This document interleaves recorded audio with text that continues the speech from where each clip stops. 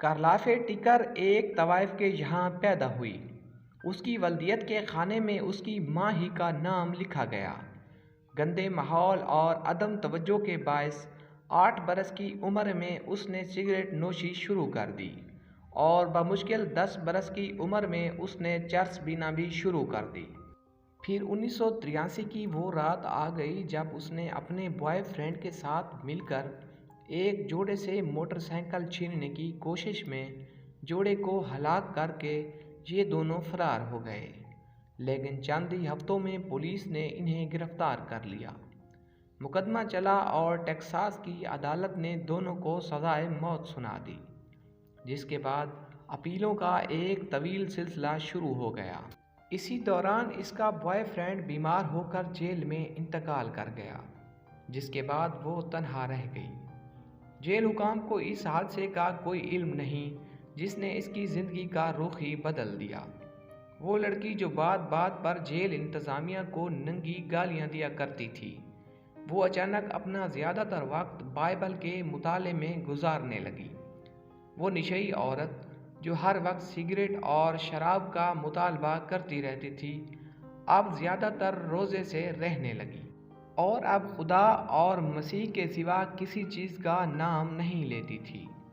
وہ ایک طوائف زادی اور قاتلہ کی جگہ مبلغہ بن گئی، ایک ایسی مبلغہ جس کے ایک ایک لفظ میں تاثیر تھی۔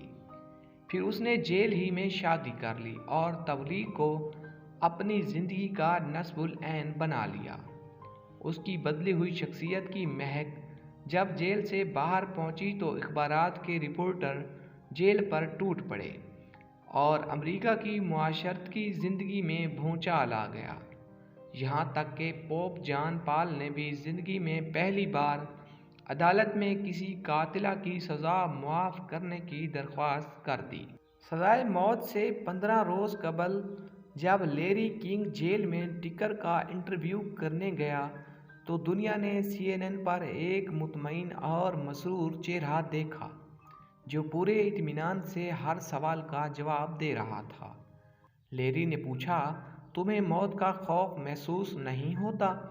ٹکر نے مسکرا کر جواب دیا، نہیں، اب مجھے صرف اور صرف موت کا انتظار ہے۔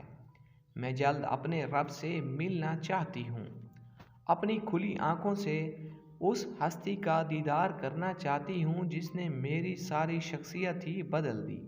انٹرویو نشر ہونے کے دوسرے روز پورے امریکہ نے کہا، نہیں، یہ وہ ٹکر نہیں جس نے 2 معصوم شہریوں کو قتل کیا تھا۔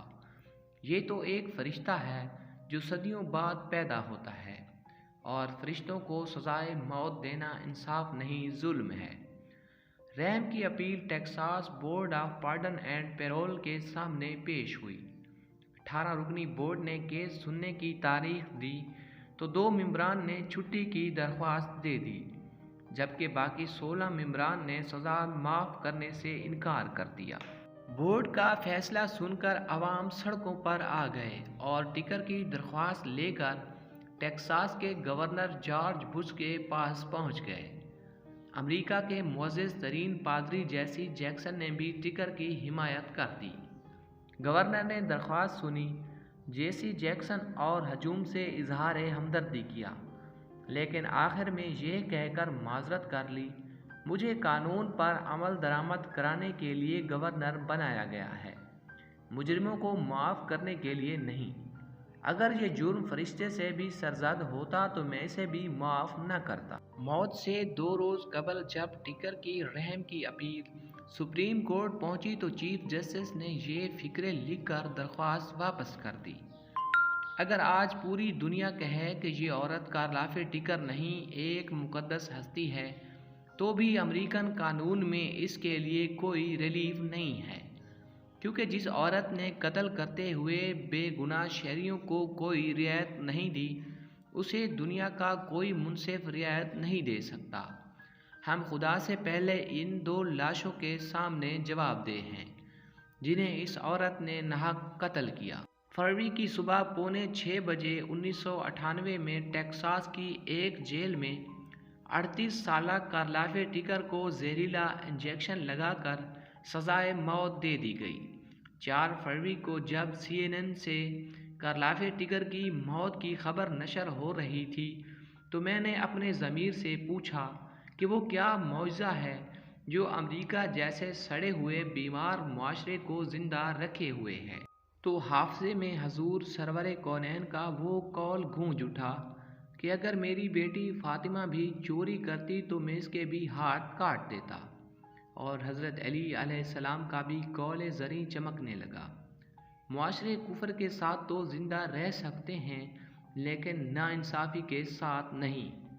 جو عدالتیں عوامی احتجاج یا حکمرانوں سے متاثر ہو کر اپنے فیصلے بدل دیں تو وہ عدالتیں نہیں بادبانی کشتیاں ہوتی ہیں جن کی منزلوں کا تعین ملا نہیں بلکہ ہوائیں کرتی ہیں۔